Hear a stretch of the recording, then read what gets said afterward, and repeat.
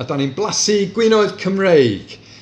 Dwi'n mynd i bod yn anturus heddiw efo gwin pefriog coch o Gymru.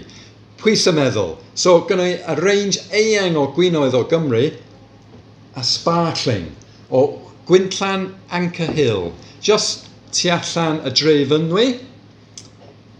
Mae'n dod o y grawnwyn ydy Triumph, wahanol iawn. Ond be dwi'n meddwl amdan heddiw yw sut mae'n mynd efo bwyd y môr.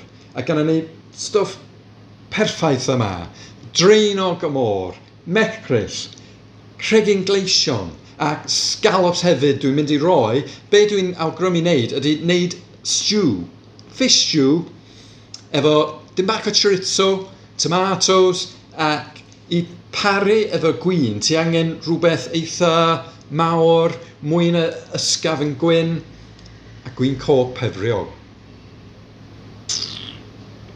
Mae yna lyflu o ffrwyth ar y trwyn, ffrwyth o coch, mwy o dion, rhywbeth fel yna, ar y palet. Mae'n sych, mae'n ychydig o tannins, ond efo'r stew, efo'r tomatoes, a pysgod, a chorizo, o bob dim, mae'n mynd i paru yn wych. Mae'n wych i cael gwin fel hyn, cael ei wneud yng Nghymru. Mae'n organic, mae'n biodynamic, mae stad eitha mawr tu allan Drefynwy. So mae'n diddorol iawn. Rhywbeth hollol wahanol, poth i blat, cael bwyd iach o môr o gwmpas y wlad.